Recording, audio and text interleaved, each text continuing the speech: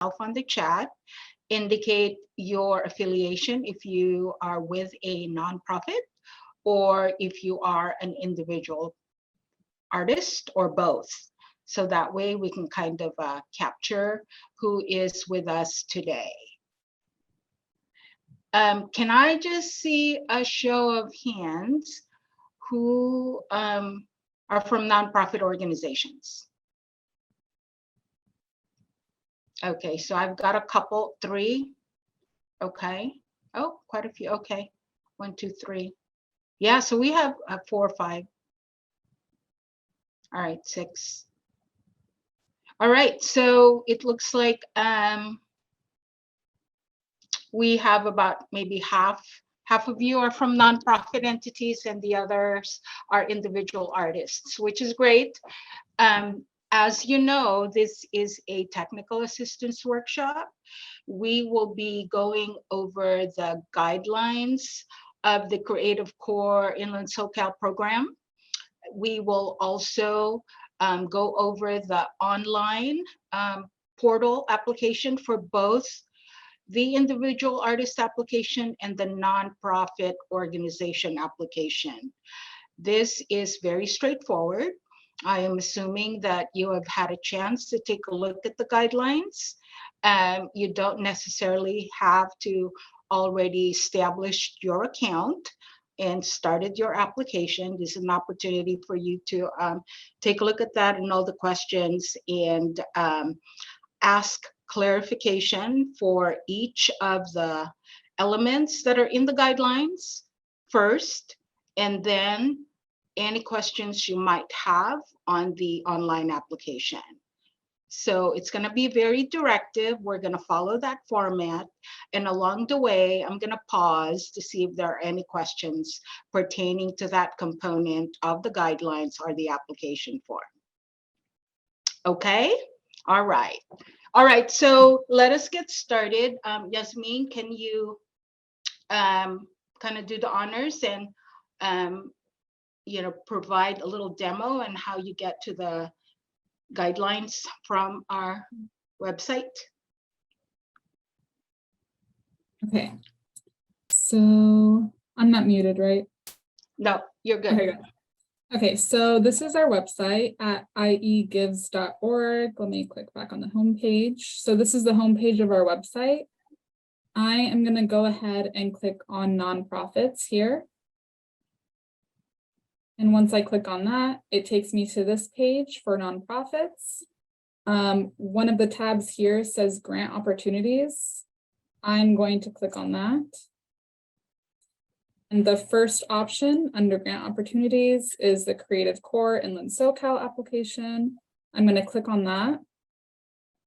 And here's a description, the dates of when it opens and when it closes, amount range.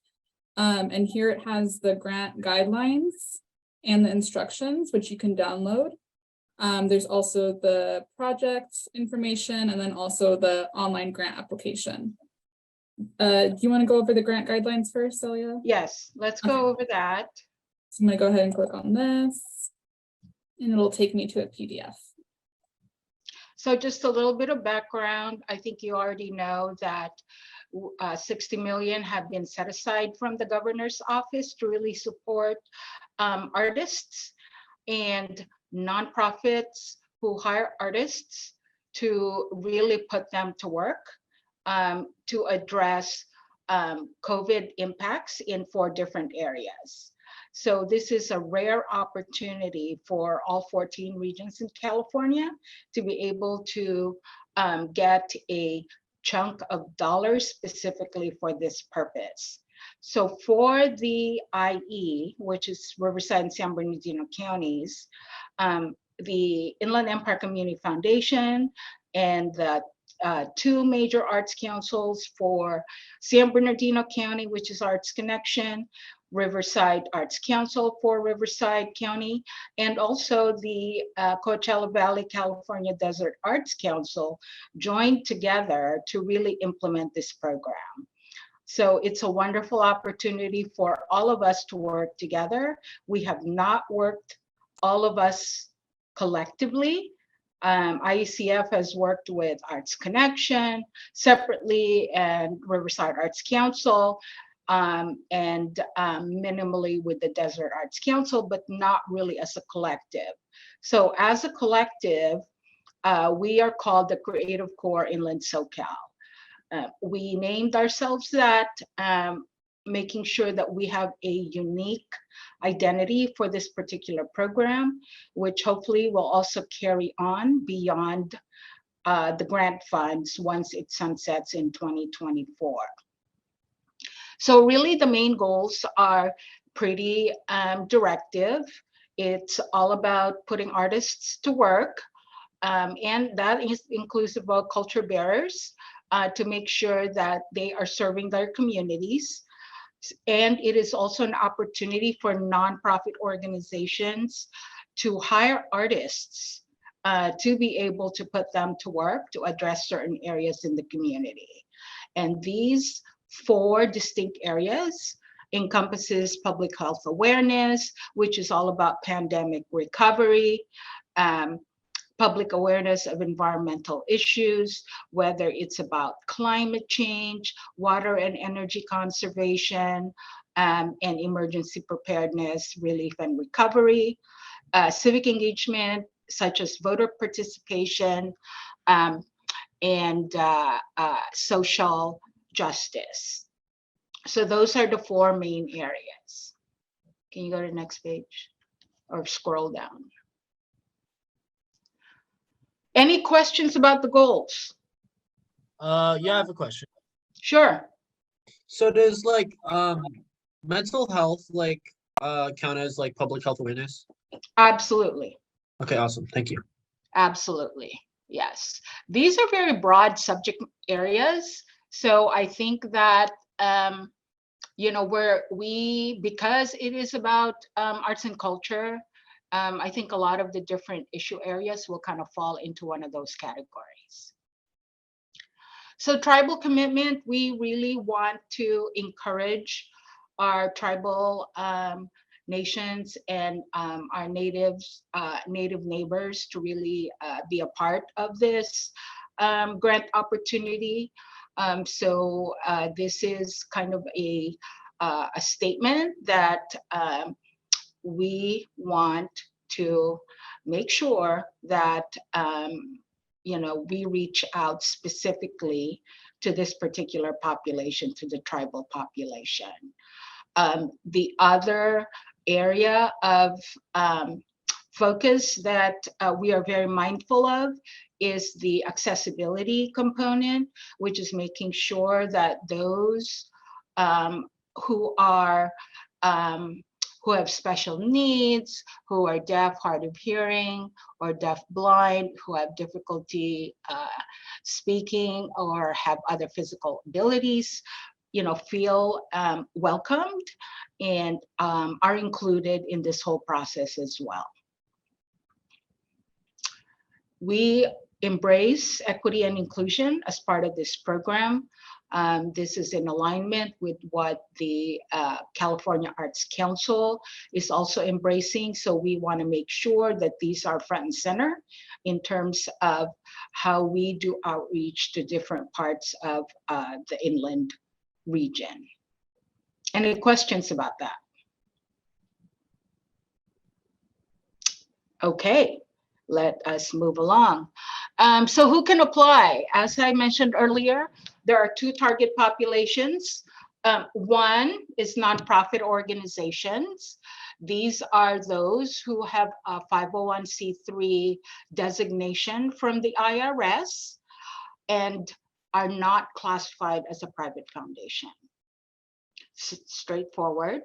But for those organizations who want to apply on this, under this category, and if you do not have a C3 designation from the IRS, we are welcoming also fiscally sponsored organizations, meaning that a non-501c3 entity can find a partner who has a C3 status and work together to be able to apply for this grant opportunity. What we do ask is that there is a letter of agreement just to make sure that there is an understanding of what the relationship is going to entail in terms of whether the fiscal sponsor is going to require some kind of administrative fee, and to make clear that the fiscal sponsor is the receiver of the grant if successful. However, the entity that is being fiscally responsible, fiscally sponsored, is really the implementor of the project. So we want to make sure that that is clear on this agreement. We are encouraging local government entities such as cultural affairs departments of either Riverside County or San Bernardino County or any other local districts, and as I had mentioned earlier, any tribal authority or tribal nations to be able to apply as well. So we do have our non-discriminatory clause that we need to ensure is front and center as far as who is applying, and that these funds are designated for organizations that are located and serve the residents of Riverside County or San Bernardino County. All of California, divided into 14 regions, received a pot of money for this Creative Core program. So any LA artists that are residing in LA primarily, but want to work in Riverside, unfortunately, the LA artists need to take advantage of the monies that are in LA County. Same thing for San Diego, and same thing for Orange County, which are our neighboring communities. Any questions about the eligibility for organizations? So yeah, there's a question not about what you just stated, but from Catherine, who asked in the chat, who counts as a cultural barrier? You use Bridges That Carried Us Over project as an example. Would this funding support ongoing work for Bridges, for instance? So cultural barriers are, usually, any person from an ethnic group that is doing work to promote traditional types of and promote and preserve cultures. And I can probably get you guys some more formal definition of that, but I think that's the simplest way to to describe that. Does that make any sense, Catherine?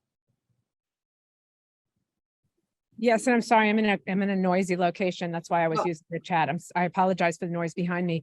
Well, yeah, I guess it was twofold. It was actually explicitly also asking if the Bridges That Carried Us Over project is eligible to apply for the funds. It's housed at San Bernardino, and is an ongoing project. It was used as an example, and I was just very curious about whether that would, it poses a question, right? Because people who have been interviewed and are part of that project are in fact culture bearers, but are the people who are running the project culture bearers? Or do you follow the distinction I'm trying to make? Yeah. The culture bearers are the ones that are actually being interviewed. So the organization that hosted it, I need to kind of take a look at that, but so the individuals that were interviewed are eligible to apply as individuals, right? And then the entity that actually, is hosting it is also eligible to apply. Okay, It just can't be the same kind of project. You know what I mean? Right, yeah, it would need to be a new project. Right. Okay, got it. Yeah, thank you so much. That really helps. Sure. Any other questions about that? There's another question, Celia, from Nicole. Does this include folks who do spiritual/cultural work? Example, church ministries of the diaspora passing down folk dances and history. Yes. Yes. The only complication with that is that the applicant, if it is a faith-based organization, that organization need to have a C3 status. So that's the distinction that that has to be clear as far as who is the applicant.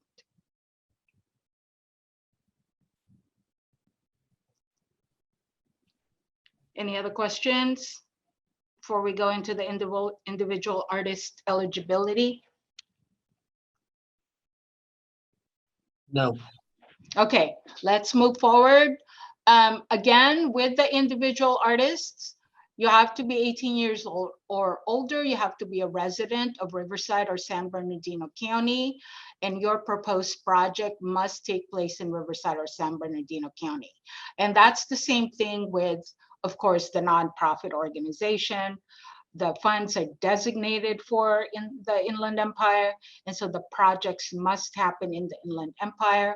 And then it says, and serve a community in quartile 1 on the HPI. So we can talk about that on the next component as far as target communities. Any questions about the individual artists? I think we had some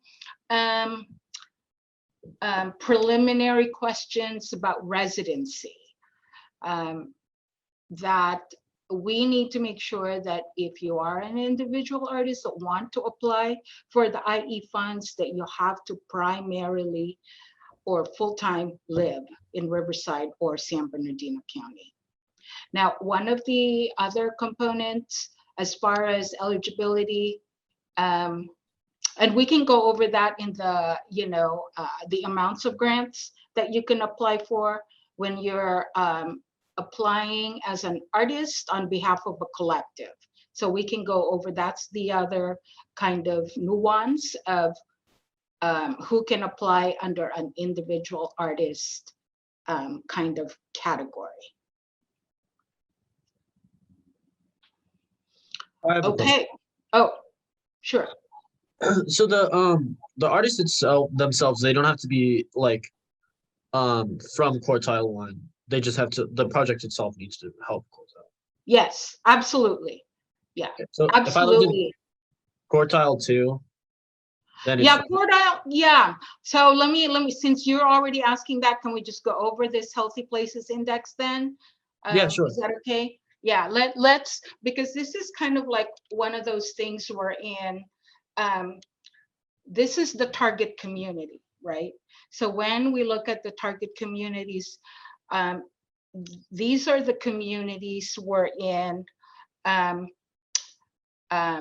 We want to make sure that there is an opportunity for the community to really have access to art and be able to have the opportunity to have programs in their communities. Because a lot of times, if you take a look at, if you have had a chance to take a look at the California Healthy Places Index, it does identify several factors. We're in economic circumstances, education, social factors such as transportation, health, access. These are things that they take into consideration when it determines which communities are in the lowest quartile. In Riverside and San Bernardino counties, I provided like 131 zip codes that were identified in the census tracts. So there's different ways of how you could take a look at the communities, right? I pulled out the zip codes. I had our program associate pull out the zip codes for you guys to kind of see as an example where these communities are. Can you pull that up, Yasmin, so I can kind of show it to the group? So this is the Healthy Places Index, where you could see the map and the census tracts. So if you would rather see a map, you go through this, there's a tutorial, and you'll be able to see where the communities are that are, I think have the darkest color. And those are considered the first quartile. Now, can you pull up the zip code table that was included? Sorry, I said it was on. Let me do it again. No, it's not on. Now it's just the, now we just have everyone's faces.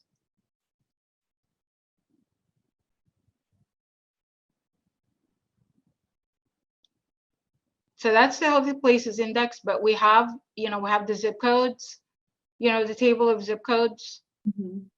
Do you have that?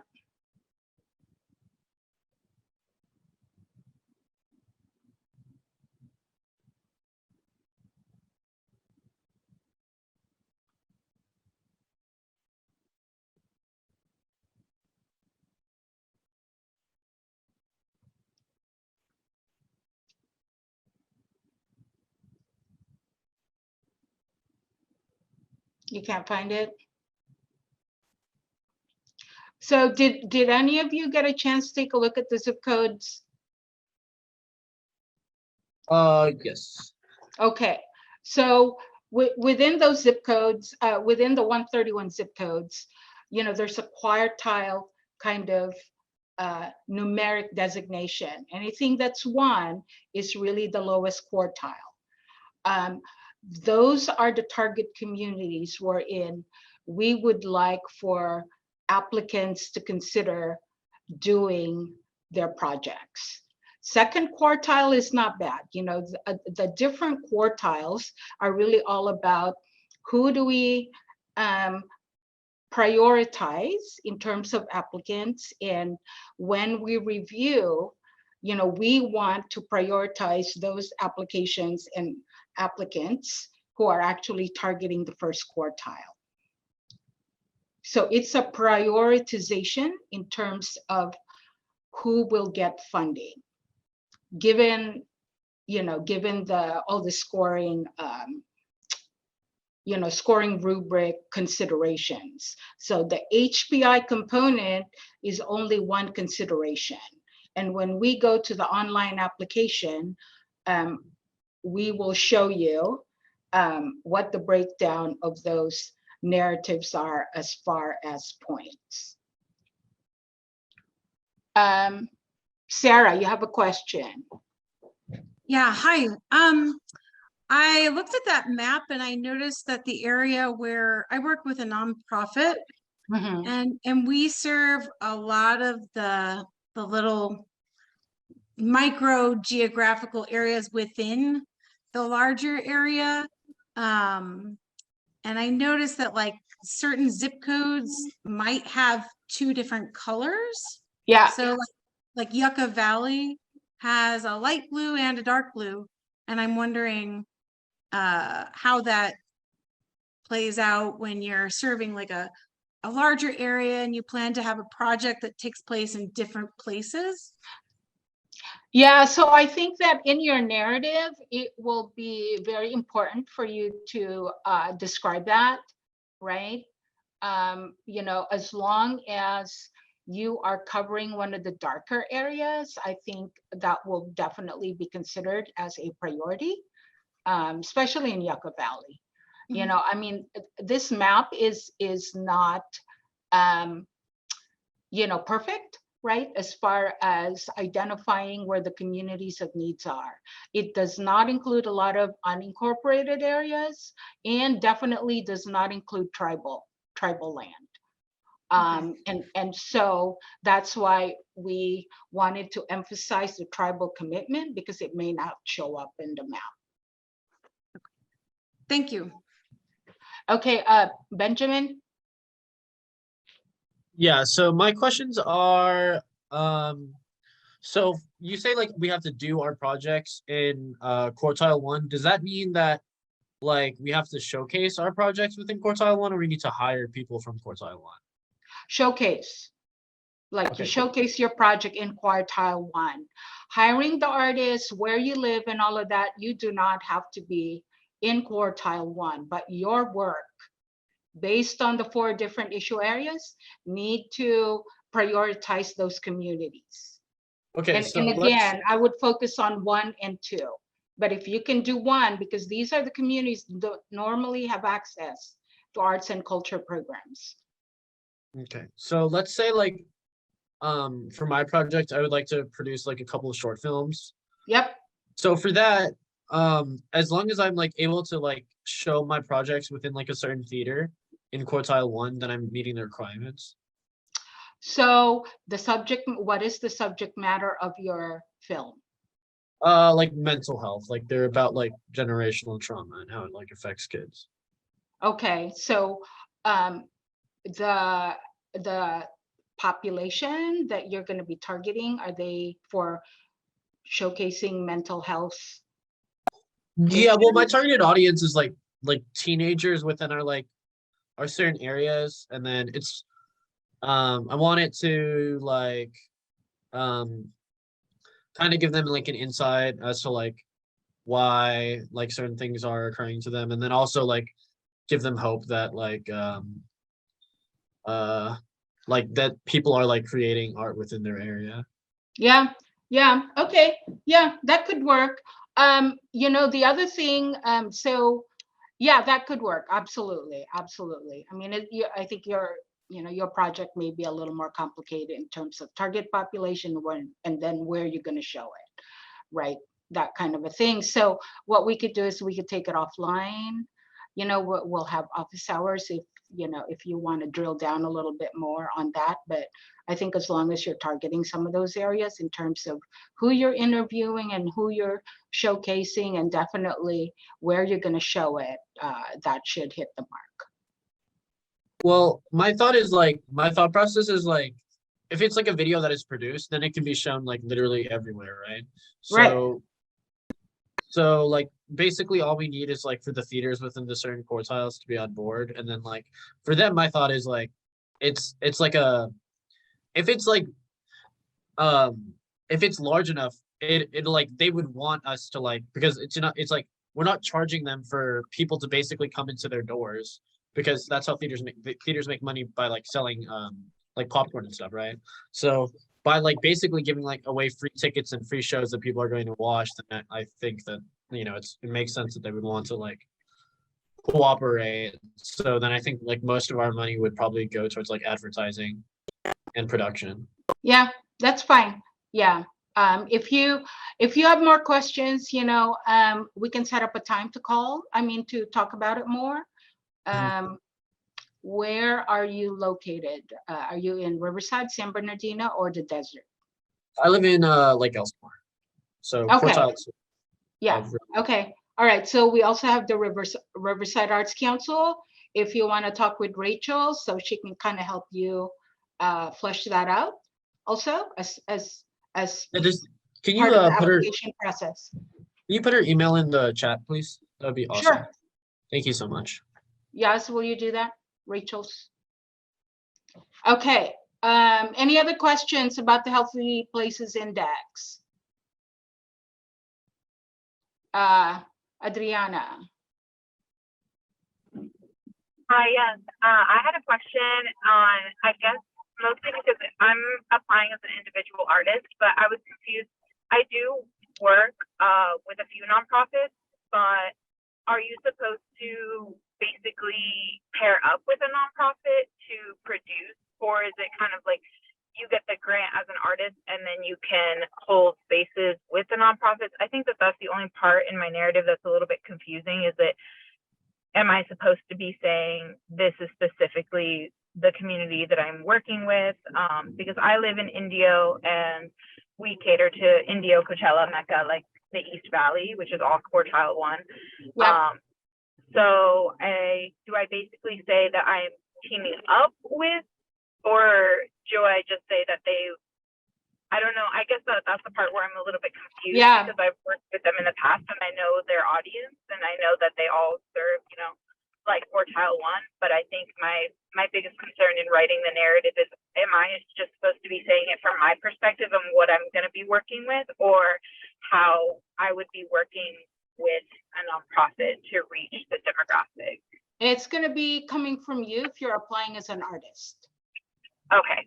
Okay. So Great. it's going to be your narrative. If those nonprofits that you work with want to apply on their own to hire artists, that's a different application. But for you as an individual, it's pretty much your narrative, not the nonprofit. Okay. Perfect. Thank you. Great. Okay, can we go back to the application, Yasmin? Guidelines, so we can finish that up.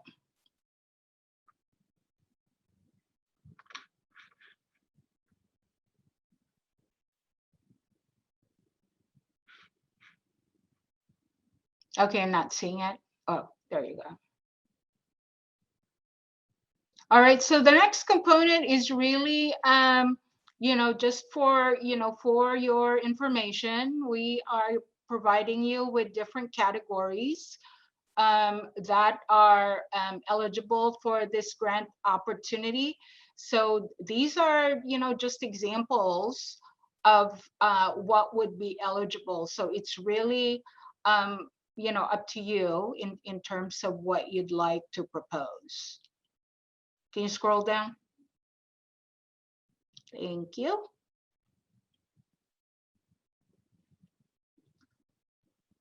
And then all the way down so we can talk about the 4 key areas. So, I already talked about that.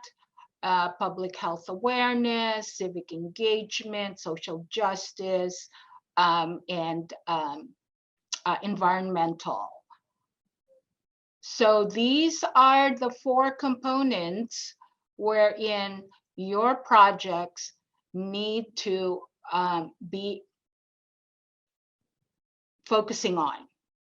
So any project that you propose need to be either environmental in nature or civically engagement in nature, has to do with social justice or public health. So choose one, at least one. If it happens to hit multiple components, that's great, but you don't have to hit all of them, just one. Okay? Any questions about that?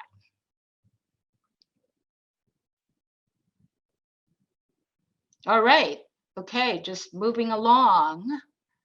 So grant categories and amounts. I think as I had mentioned earlier, it's a very generous grant opportunity that we have. We received 4.75 million. We have 3.8 million that is available to be granted to both Riverside and San Bernardino counties. 2.4 million of that is designated for nonprofit organizations, 1.4 million for individual artists. So those are the categories. So for the nonprofit entities and agencies, the local agencies that I had talked about, who will hire and employ artists and culture bearers, can request at a minimum 25,000 to 150,000 maximum. 80% of the funds must be used to hire artists and to compensate them, artists and culture bearers, and no more than 20% of funds may be used for administrative, overhead, and program expenses. So if the organization want to use 90% of the money that they got for artists, that is fine, but you cannot, the nonprofit cannot go beyond 20% for programmatic, admin, and overhead expenses. So a quick question in the chat from Amelia: can we facilitate multiple art forms in our project? Absolutely. Just be clear about it. Absolutely, you could do that. And when we go into the narrative component of the online application, there are limitations to characters and words. So depending on how you want to kind of frame or develop your project, just keep that in mind. And then we have another question from Catherine. If we are a nonprofit with materials from cultural barriers and want to bring those materials to artists to work with, do we need to have committed artists, or can we explain the way we are planning to do outreach to identify and sub-grant funds to the artist? Yes, one of the bullet points here says the agency or nonprofit does not need to have the artist identified at the time of the application, but you do need to tell us how you plan to reach out and identify your artists. Like, you need to also tell us, like, how many artists are you planning to hire and engage, and give us a sense of what kind of compensation are you planning to give to them. So that also includes a timeline to make sure that you hire your artist early on, so that there is enough time to actually implement the program. So you do not have to have the artist identified, but you need to give us a sense that of a timeline for how you do that. And what's going to happen is, if you are successful in getting an award, the disbursement of the award will be pretty much conditioned upon the hiring of the artist. Meaning you're going to get your money, probably you're going to get a portion of your money at the beginning, and then you get the rest of it once you identify the artists and how you're going to pay them. Does that answer your question? Is that you, Benjamin? Yeah, so I have a couple of questions. So like, so if I like outsource like the production of my like the, you know, the production manager, as would that go under like my 20% of administration, or would that go under the 80% of? You know, if you outsource it, if you are applying as an artist, right? So you're Yes. applying as an individual artist, the outsourcing of the production is going to come out of the 20%, because the 80% needs to be for compensation to you as the artist. Oh. Yep. Oh. Isn't that great? So you need to Yeah. pay yourself first. Yeah, That's really the whole point. that is interesting. Crap. Could I take out of my 80% though? Because I feel like it's going to be a pretty big team, and I'm just. All right, let's take it offline, because it sounds like your project has a lot of nuances and particularities. Okay. Yeah. So just email the person email Rachel. Right? Yeah. Okay. Cool. Sounds good. Thank you. Okay. Any other questions on the nonprofit side of things? We have a couple more questions in the chat, Celia. Sure. Annette, must artists be hired on payroll, or can they be independent contractors? It's up to you. You could do one or the other. You know, you could put them on stipend depending on how much money is going to be set aside for them. Okay, and we have Irene with a question. Would the cost of production of a play, for example, be included in the 20%? Yeah, that's kind of similar to what Benjamin was asking for his film. So yes, production of the play will have to come out of the 20%. Okay, and we have Nicole with, can budget be used for things like prizes for poetry slams or play festivals? So any kind of incentives and prizes will come out of the 20%. And those are the last questions in the chat. Thank you. All right. Okay. Okay, now let's go to individual artists. So individual artists and culture bearers who are applying independently. So you are solely applying for your own project. Minimum of $10,000 to $50,000. If you are applying as a collective, So if you as an artist want to bring on maybe some, or you're mentoring artists, minimum of 3 of you, the main applicant, who is not affiliated with a C3 organization or fiscal sponsorship, you can apply between $50,000 to $100,000 maximum. And as mentioned earlier, the lead applicant can only be one individual, and then you just name your partner artists in the application.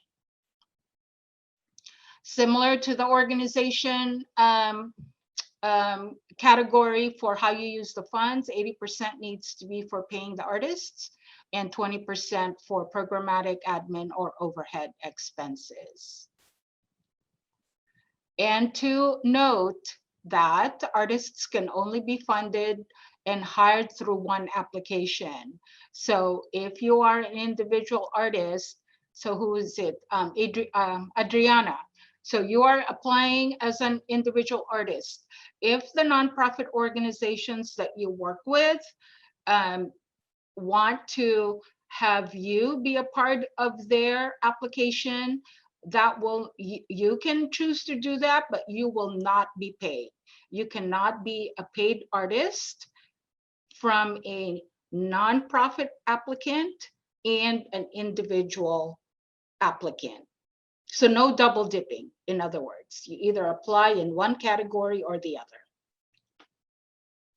Yeah, no, I know that the nonprofit that I was thinking about was not gonna apply. So, they're but not? honestly, I would, yeah, no, they have a lot of private donors, and they just at this time are a little bit too busy and hectic in their schedule. But honestly, the program that I was gonna run, I would like to work, you know, just out of their space and not necessarily have to work with them, if that makes sense. So then, Oh yeah, absolutely. yeah. That makes sense. That's kind of why I was confused. I was like, I don't know if this is like what's the best, but then yeah, I think it'll just be better as an individual artist, and then just maybe use that 20% to either rent space from them or, you know, something like that.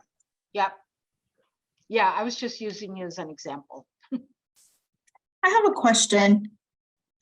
Sure. So I want to apply as a collective, and this family that I want to apply as a collective might be interested, and I'm probably going to encourage them to also apply as an individual. So could that happen? They could apply and see which one. No, Could I apply, be the main for the collective, and then this particular family apply individually? they can apply individually. You as an individual and part of a collective applying, if you intend to pay those family members as part of your collective, if they apply individually, the review committee will not consider, will consider only one Okay. one applicant to be the to be awarded. So it's going to complicate things for you and the collective. Yeah. Okay. Yeah, I will. Okay, I will. Yeah. So I can choose get another person, either that Yes. or yeah. So yeah, you want to maximize. So one thing to think about, you know, for the collective, these are pretty generous amounts of money for the collective. I would say 3 maximum. If there's 6 in your collective, split it into 2, identify 2 lead applicants so that the 2 collectives will be able to secure as much money as possible, right? Because one collective, 50,000, no, one collective up to 100,000, the other collective up to other 100,000. So you've maximized, you know, your funds to be able to do projects in the communities. That makes sense. Yeah. Thank you. So yeah, make sure your collectives are not too big, because there's plenty of money, to go around, so to speak. All right, other questions? All right. I have a question. I'm sorry. I feel like maybe I'm just like, I'm beating the dead horse here, but I work for a nonprofit and I've been assigned to write a grant for our organization. I am not going to be paid out of this in any way. I'm just doing it as part of my job. Okay. But I'm also an artist and my partner is too, and we were going to apply together on our own. So I'm wondering. No, you're fine.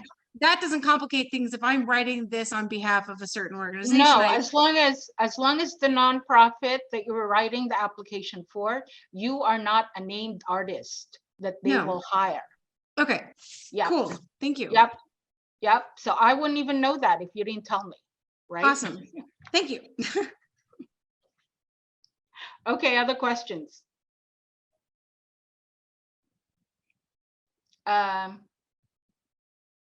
Was somebody raising their hand? I'm sorry, I don't know how to do the hand thing. Oh, it's okay, Anne, go ahead. Are the interpreters, like the sign language and language interpreters, they be considered artists? You mean as part of the work that you're doing? Because I want to have that interpretation at each event.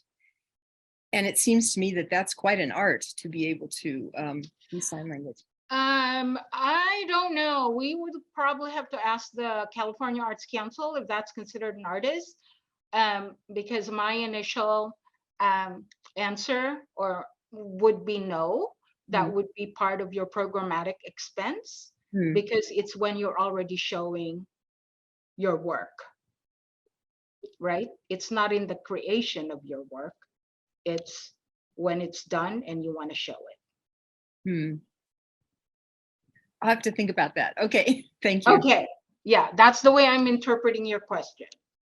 So if it's not that, then send us an email and we will answer that question for you. Are there any other questions? Okay, so what we do not fund, so this is a document that's coming from the California Arts Council. So these are just limitations in terms of that 20% for the program expenses and overhead and admin that is not allowable as far as using your funds. And is that Irene? Irene, you have a question? Yes, I did have a question. I am representing a few nonprofits. They're 501c4, and they have fiscal sponsors. And I wanted to know what information would be needed from the fiscal sponsors. I didn't see that in this document. Yeah, it is there. So can you scroll up, Yaz, as far as a letter of agreement? So all the way up to eligibility.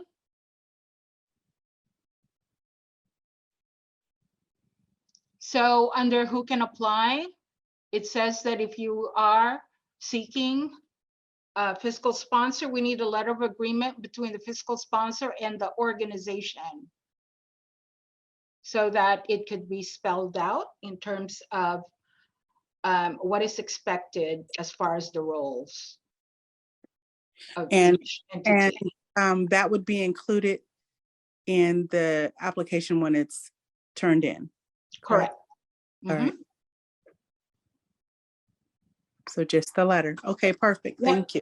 Just a letter of agreement, just to make sure there's no surprises if the award is, if you are awarded. Okay, and then timeline. So this is just something for all of you to keep in mind, that May 1st is the application deadline. And then the week of June 5th is our decision-making meeting. So we have about a month to actually review the applications. We will have 2 review teams, one for the individual artist applicants and then another one for the nonprofit entities. So 2 review panels will be taking a look at your applications and then scoring them. June 15 is when we expect the grant awards to be announced. The program period for both projects of individual artists and nonprofits to hire artists will be July 1 to June 30th. So it is a year-long program. And then between July 1 and September 15, we really want to be able to showcase the projects, the completed projects out of this whole program. So that would be the time wherein there's going to be all kinds of activities to happening within the different regions, whether it's going to be in San Bernardino, Riverside, or the desert area. So all of that kind of a culmination of all of the projects funded will be happening, and then of course final reports. Any questions about the timeline? So yeah, no question about the timeline, but in the chat, Pat asks, it says, see attachment. Where is that attachment with what you don't fund? I couldn't find that attachment.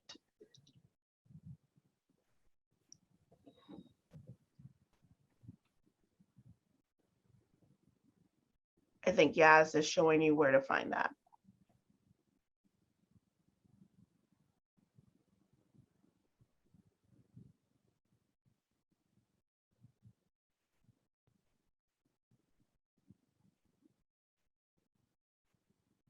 It's in the application itself right there on the, yeah, that part.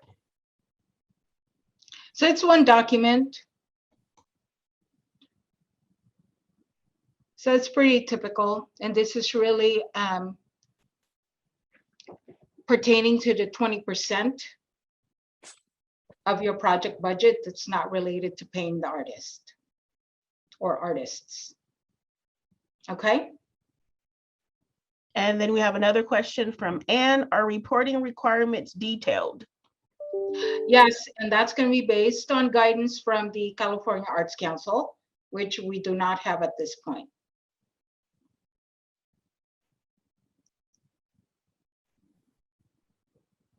So that's kind of part of, where are we now? Oh, okay. So are there any more questions?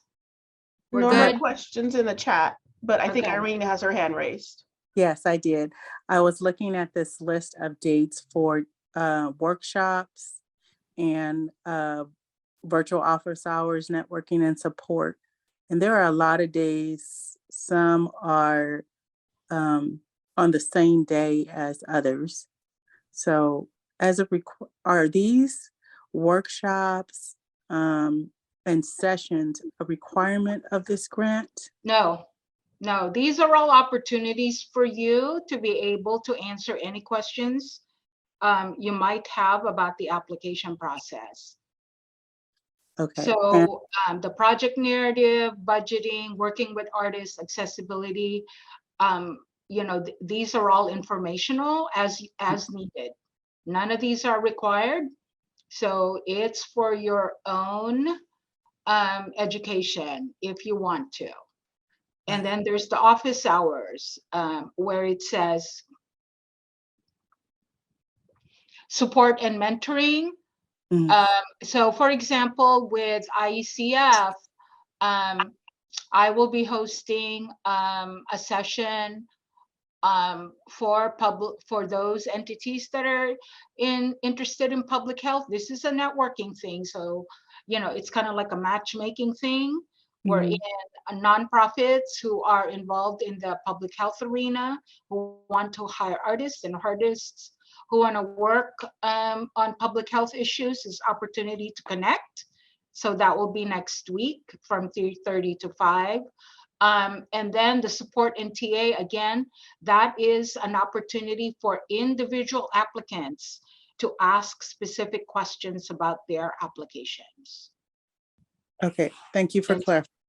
Yeah, and so the same thing for all the other ones where it says support and mentoring, CDAC, that's California Desert Arts Council. So if you are within the Coachella Valley region, you want to take advantage of that. Same thing with Arts Connection in San Bernardino and Riverside Arts Council. But you don't have to, you know, just focus on these particular arts councils. You can actually take advantage of the sessions based on your availability. So we wanted to make sure that all of us, you know, spread out our Zoom office hours to give everyone a chance to be able to ask their specific questions. Erin? Hi, I had a quick question about the project. So I teach at a high school and I'm interested in, but I'm also an individual artist and I'm interested in doing a project, proposing a project that basically would be a social justice, environmental piece, an art project, which would culminate into an exhibition of work, of student work. Are we allowed to propose that the majority of the art workshops would be aimed at student artists? Sure. Okay, Yep. like specifically within our USD? Yeah, as long as you are applying as an individual artist and not RUSD. Because Got it. RUSD as an entity is not eligible to apply. Right. Okay, wonderful. So as an individual artist who is also a teacher, I could apply in that way. Okay, wonderful. Yep, because the money's going to go to you. Right. And then, you know, you decide how you want to use your money. Thank you. Sure. Any other questions about the workshops and technical assistance? I just had one question about the mixers. Yeah. Are those organizations already affiliated and funded, or is it possible for applicants to reach out to them to serve as partners or participate with them in their projects? Oh, absolutely. So let me explain about, can you scroll down? Yes, please. So the mixers are really opportunities for matchmaking, right? This is an in-person opportunity for individual artists and nonprofits to come together and really have conversations. That's really what it is. There is no, these are all locations. So these mixers are in different locations, you know, for the, you know, for individuals or nonprofits that are in that community to be able to get together. But certainly, you know, you don't have to, again, stay within your boundaries. You can, if you're from Riverside County and you want to be able to work in San Bernardino County in a quartile 1 community, then go attend the mixer at the Garcia Center for the Arts, right? This is your opportunity to really kind of expand your horizon, so to speak, outside of your community, if that's what you want to do. So it's an opportunity for engagement and really to be able to connect individual artists and nonprofit organizations. You can go to all the mixers if you'd like, just to see who's going to be in the room. Fabulous. And these are all in person. And yeah, I mean, you know, it's a social, it's a social event is what it is with, of course, info sessions and all of that, but it's basically a social event. Engagement, it's all about engagement and connecting. Celia, Julia has a question. Coachella Valley Mixer, do we have a date and time yet? No, Kristen Dolan is the executive director for that one. I think she's finalizing it either today, tomorrow.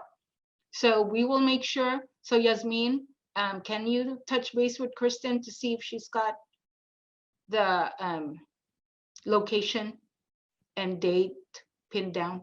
So we'll put that up on the website as soon as we have it confirmed.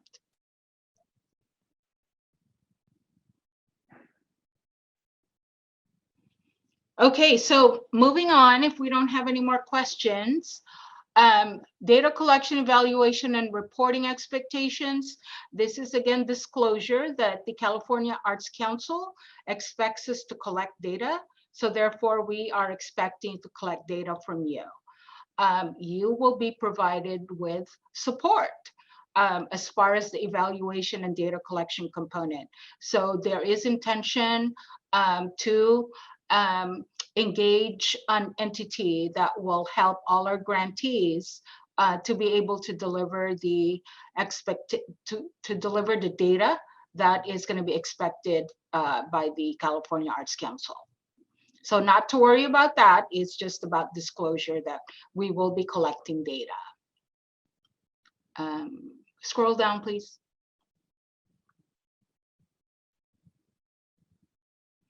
And I talked a little bit about the application review and the criteria. So it is going to be based on the questions that are going to be asked in the narrative, and it's going to be in 4 different buckets. So I can talk a little bit about that when we go on the online portal and let you know what the percentages are, or the point systems will be in terms of how well you answer the questions.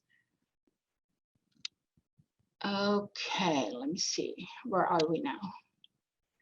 And then how to apply. So before I turn it over to Yasmin for that, we are asking supplemental documents to be included with the online application. These are all going to be uploaded as part of your online portal application. As stated for the organizations, C3 documentation, project budget and narrative, your current operating budget, and for fiscal sponsors, your letter of agreement if you are an organization or agency that's applying.